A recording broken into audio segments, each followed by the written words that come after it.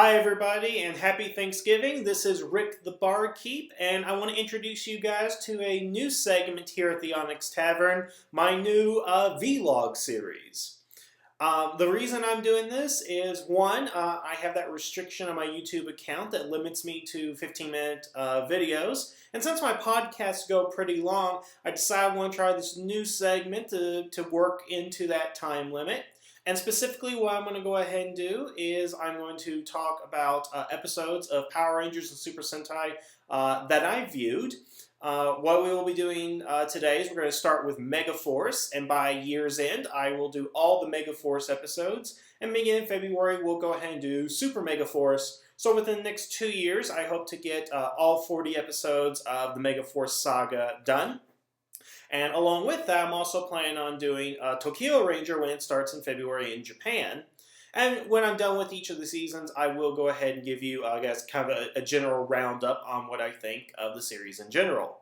As you can see, it is a radically different format than the Onyx Tavern, but I do hope you guys enjoy. I did spend a lot of time rearranging everything back here, so I hope you do like that. And I try to give you something new, every time, to see what you guys like and see what sticks. And I hope this is one of those segments that will stick. So, that all being said, let's go into the first episode of Megaforce, Mega Mission. Now, I didn't like Mega Mission at all, and I do think it's a pretty bad start to Megaforce. And, here's why. First of all, what the series is obviously trying to do is trying to take all the familiar and popular aspects of Mighty Morphin Power Rangers and transplant them here in hopes to, I don't know if they're trying to recapture the magic that they have from the original seasons, or if they're trying to get old fans to come back with the familiarity. But needless to say, it doesn't really work. Of course, a couple of those elements that we have are, say, Ernie's brain freeze, because we had Ernie in the original series, so let's have a new Ernie and a hangout that's not the command center or the high school for the teens. And that's basically all there is to it. This Ernie guy really has no personality. I think he's kind of something of a stereotype. I'm not quite sure about that. But they're just using this location with the name of Ernie, and they put ice cream instead of smoothies in there because nobody drinks smoothies anymore, I think. I don't know. But again, just taking a familiar element, transplanting it here to see if it works. It does not work thus far, at least not for me. Another thing that they're doing is, of course, they have the command center here, and they got their Zordon Alpha for the series, or Gosei and Tensu. Oddly enough, it looks like they are in less of a budget this season than they were in the original Power Rangers. The command center looks much, much smaller than the original. The effect for Tensu is nothing but a head on the wall with some Christmas lights on it. And for some reason, they decided to make Tensu a CG character. I don't know why. I guess it was too much to ask for somebody in a suit or a puppet or something like that. I don't know. But here we are. They're taking aspects of the original series, transplanting them, and we have this character, or these characters, that really are not characters in their own. They're just there for exposition, the purposes Zordon originally filled. Because say what you will about Alpha and Zordon in the original series, after about 3 or so years, they did have their own personalities, and we did go to care for these characters. I feel that just being a face on the wall, we're not going to care for Gosei as much as we would Zordon, and Tensu, I don't know. I'm not so sure about Tensu either. Now let's take a look at the Rangers real quick, and I do have a little write-up that I did, because what's so interesting is why these guys were chosen. And I will go ahead and kind of read you the reasons that Tensu has said, and I'll tell you what I think of each of the characters. Let's go ahead and start with Jake, the Black Ranger. His boundless athleticism and enthusiasm is what qualified him to be the Black Ranger. I didn't know that being enthusiastic was a qualification, and I would say you have to be athletic to be a Power Ranger to begin with, and everybody seems pretty athletic, so I don't know what makes his athleticism boundless. Emma, the Pink Ranger. She's a great BMX cyclist and really cares for the environment. Now, I don't know how BMX bike actually qualifies you for being a ranger. Not to mention there are those who get paid professionally to do that. So I wonder why none of the professionals were chosen for this. And further, she truly cares for the environment. Okay, are you going to show us episode? You just don't say that she cares for the environment and not show us. All we've seen her do is take pictures. That's about it. Okay? Gia, which I will say right now, I already hate Gia. I think she's the worst ranger ever, but I will get into that here in a moment. But she is calm under pressure and pursues excellence. Again, I think calm under pressure would have to be a prerequisite for any Power Ranger, but pursuing excellence, that doesn't necessarily mean she's good. She just pursues it. So I'm not so sure what that means either. Noah, thirst for knowledge, because they need scientists in the future, basically. So he's curious. He wants to know more, but is he really smart? Because I know he's supposed to be the analog for Billy right here, but no, not really. And I'll get into that here in a second. And of course, Troy, because he's had adversity in his life, purity of strength, and incredible discipline. Purity and strength, again, that prerequisite for all Rangers. I don't get that. And incredible discipline, again, also need to have that. So it seems to me that Gosei is really full of it. He's just saying things to be saying things. He doesn't really have an actual reason, particularly for the fact that his computer did it for him in a search of less than, 5 minutes.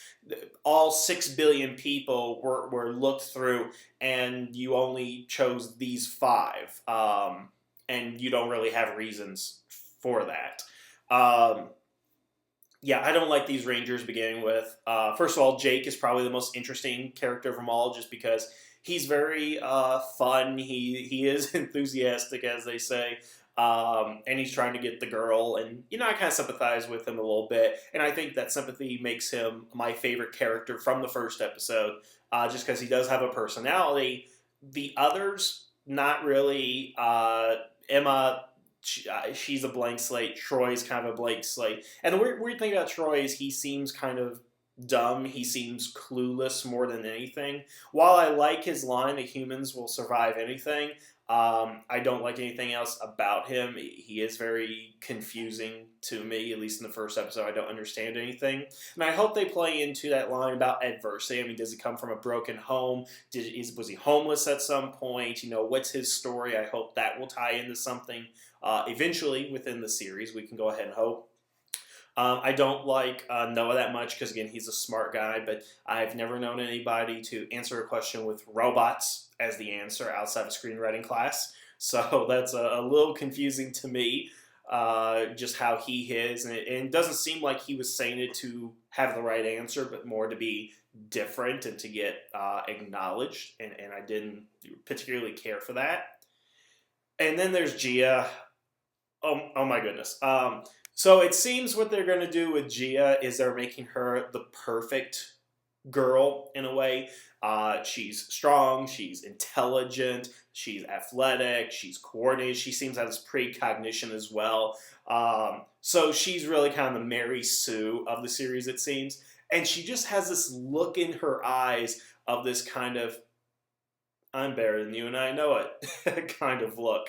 And, it's just grating. I really hate it right now. And I really hope that she changes within the series to become less perfect. Because that's the problem I have. She is being played as this perfect character with this smug attitude. I don't know why Jake is interested in her anyway. I guess it goes to that unobtainable. If she is supposed to be personification of perfection, then he would be interested in her as opposed to somebody who is obtainable, I guess. I'm not quite sure how that works, but is that all the Rangers? Yeah, I don't care for these Rangers. They're not that interesting, at least upon first glance, and I do hope that they do something with them down the line, but as is, not a good first impression. What else to say? The villains are very cardboard cutouts. They're not interesting in their own right either. The plot's pretty straightforward. But let me just bring up a couple of points about the episode, just to give again my general thoughts. And I am on a time crunch, so I apologize for that. That's my hope, is to get it done within 15 minutes. 15 minutes worth of thoughts about the Power Rangers, basically.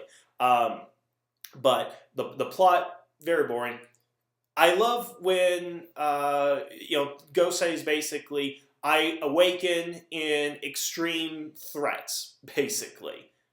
If that's true, where were you? Because it seems he's been there for centuries. At least or a very long time. At least, let's say since 1993, when Zordon first started the Power Rangers. So he wasn't there during Countdown to Destruction. He wasn't there when the Master returned. He wasn't there any other point in Power Rangers history. Just now, when these aliens, insect aliens from space arrive, is when you awaken. I hope that's expanded upon, because I'd like a damn good reason as to why. Because at least with Zordon, he stayed when Rita returned, because Rita was his arch nemesis. And that makes sense. Why he arrives here, I don't know. Another thing about the plot that's a little confusing is Troy's dialogue. There must be some mistake. I'm new. So apparently, I'm new in town. Because if he's new in town, he can't be the Red Ranger. And again, why 5 teenagers from the same high school? Didn't make sense in Mighty Morphin, doesn't make sense now. Why were no past Rangers chosen? That's a good question as well. And just as a little side note here, as someone who's taken photography courses in college, I know a lot of people in photography. I don't care if the world is at stake. You are not going to throw your DSLR wildly into the air to hit one of the foot soldiers just to protect yourself. Because that really makes Emma look stupid to me, that she's just throwing her camera around. Those things are damn expensive. So, those are all my thoughts that I have right now. Again, I don't like it so far. Oh, the dream. Let me talk about the dream real quick. I know what they're doing. They're trying to tie it in to Super Megaforce, but the dream is completely out of context. It doesn't make any sense, and we see a lot of actual Sentai characters in the background, such as Ryu Ranger and Pink 5, so somebody wasn't working on their editing appropriately. Something wasn't done right. I'm not sure what that is. But again, they're tying something in that we won't see until fall of next year. So they set it up really, really early for us, and it's really not giving any context. The keys are there. I would like an explanation for those. Eventually, I know what they're going to do, but why are they there to begin with? So, just a few things. But that's all my thoughts I have on Mega Mission. I'll go ahead and watch the next episode. Keep blasting me with science. Once I get that done, I will give you guys my initial impressions within the 15-minute period. Just kind of give you overall what I think. If you guys like this new segment, let me know. Tell me how I can go ahead and improve it. And I look forward to posting more of these. And I hope you guys will indeed like it. So thank you. Have a good day. And I will see you for the next episode.